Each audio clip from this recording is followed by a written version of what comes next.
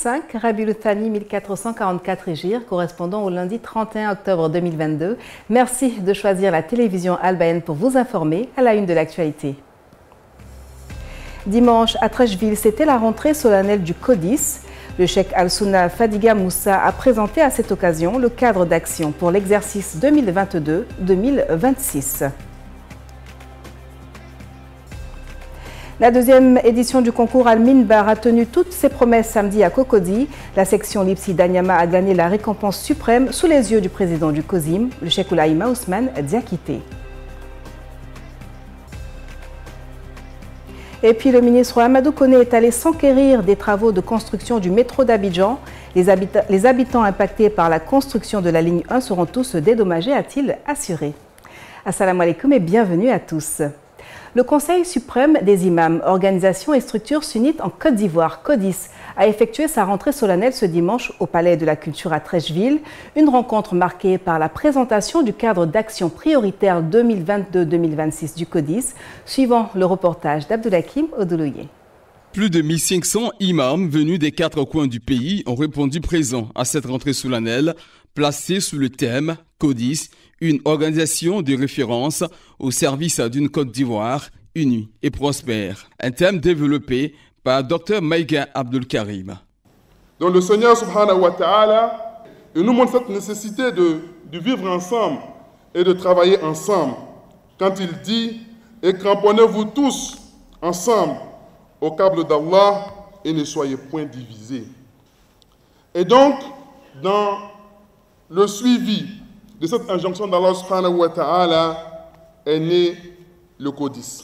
L'invité spécial de cette rentrée solennelle, le guide de la communauté musulmane nationale, le cheikh Oulaïma Ousmane Diakité, a appelé à ne pas confondre religion et association. Il ne faut pas faire la confusion entre l'organisation, entre l'association et la religion. Je le dis avec insistance parce qu'on a l'impression souvent qu'il y en a qui pensent ça. Que si on n'est pas dans la même association, donc on n'est pas dans la même religion. Là, quand j'ai fini de dire ça, je voudrais dire ensuite que nous devons travailler pour l'unité. Les défis qui nous entourent exigent que nous soyons unis. Le cheikh Al-Sunna, Dr Fadiga Moussa, a fait savoir que le CODIS s'engage à accompagner les actions de l'État visant à améliorer la vie des populations. La communauté sunnite, à travers le cadre d'action, veut accompagner l'État dans ses actions. Ensuite, l'implication du CODIS dans la recherche des solutions durables aux différentes préoccupations de la nation. Le président de l'Assemblée nationale, Adama Bictogo, parrain de la cérémonie, a salué la sagesse et la vision du docteur Fadiga Moussa, qui est dans la droite ligne de celle du chef de l'État, Alassane Ouattara, en matière de cohésion sociale.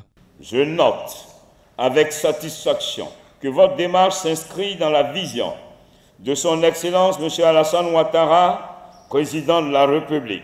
En effet, depuis son accession à la magistrature suprême, le président de la République, avec son gouvernement, multiplie les actions en faveur du développement spirituel et matériel des populations ivoiriennes.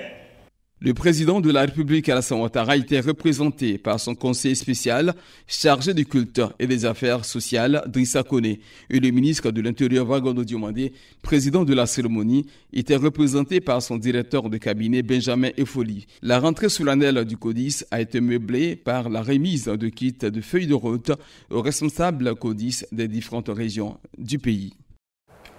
Et la rentrée solennelle du CODIS a mis un point d'honneur sur l'unité de la communauté, un message apprécié par les participants. Le Saint-Coran nous enseigne toujours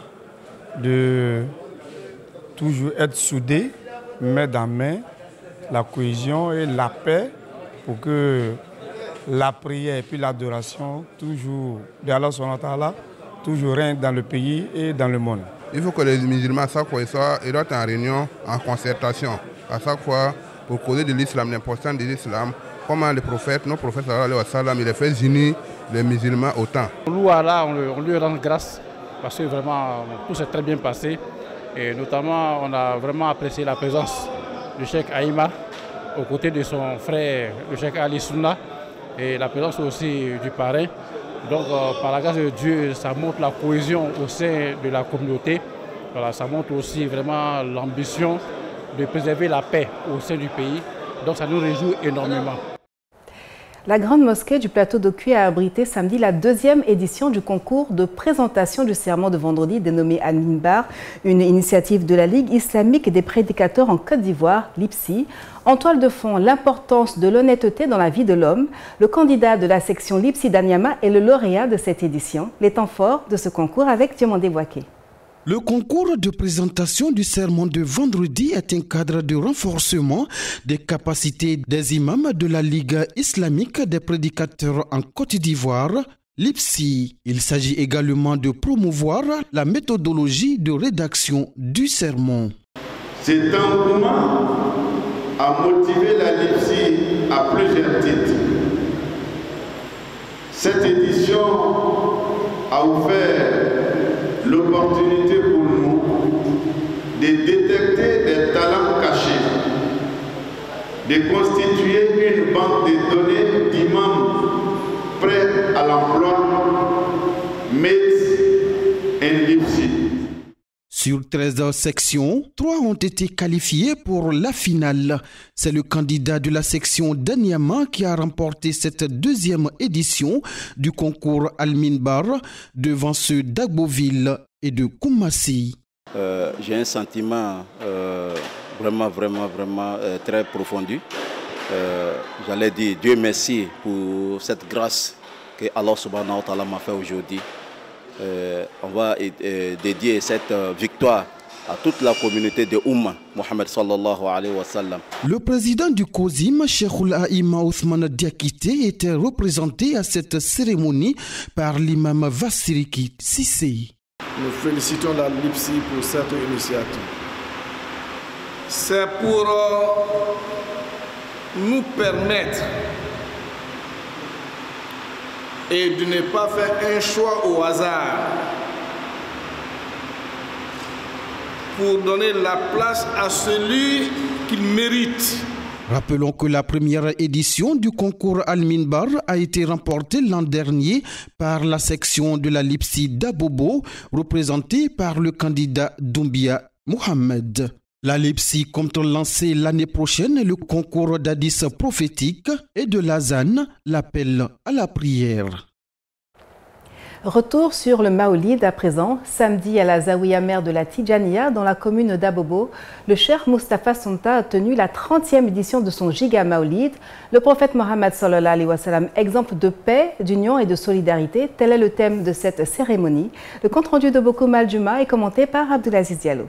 Comme un seul homme, les adeptes de la Tarikatou Tidjaniya ont pris d'assaut la Zawiya mère d'Abobo PK18 pour exprimer leur amour pour le messager de l'islam. Une journée de prière et de souvenirs marquée par des conférences portant sur la riche vie du dernier prophète envoyé à l'humanité. Les fidèles ont été invités à suivre l'exemple prophétique, à cultiver la paix et le vivre ensemble. Il y aura la lecture coranique de façon intégrale et la lecture de Dalaïl al-Khayrat et la lecture de Tibul Fa'ihi, et on va lire ça plusieurs fois.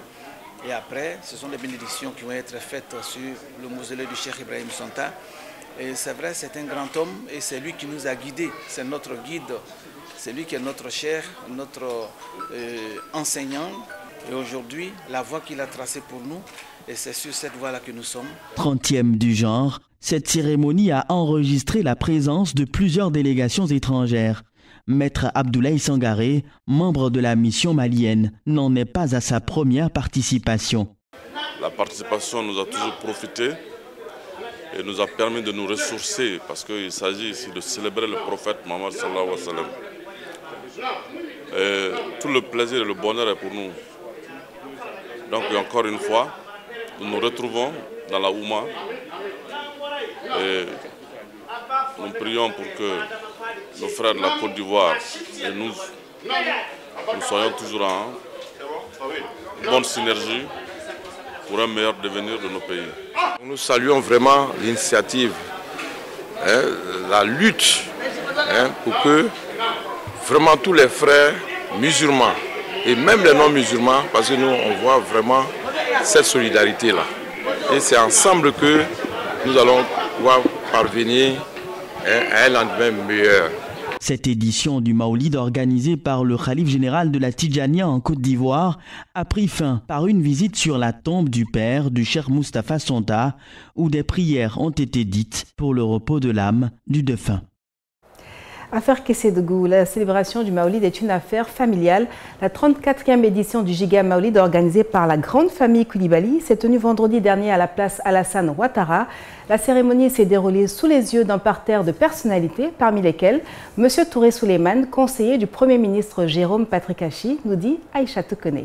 Cet événement figure en tête des priorités du calendrier annuel des habitants de Ferké. Cette 37e édition est au seuil de sa notoriété. Des personnalités rallient la capitale du Tiologo pour prendre part à cette nuit d'adoration riche en enseignements moraux et spirituels. Awa Koulibaly organise cette cérémonie et c'est toujours avec un grand plaisir que nous prenons part, que nous y participons avec toutes les bénédictions que les différents guides religieux prodigent à notre endroit et à l'endroit de la Côte d'Ivoire et à l'ensemble des Ivoiriens. On organise donc la cérémonie familiale qui est organisée par notre aîné Adja Koulibaly Awa depuis, comme je le disais tantôt, 34 ans.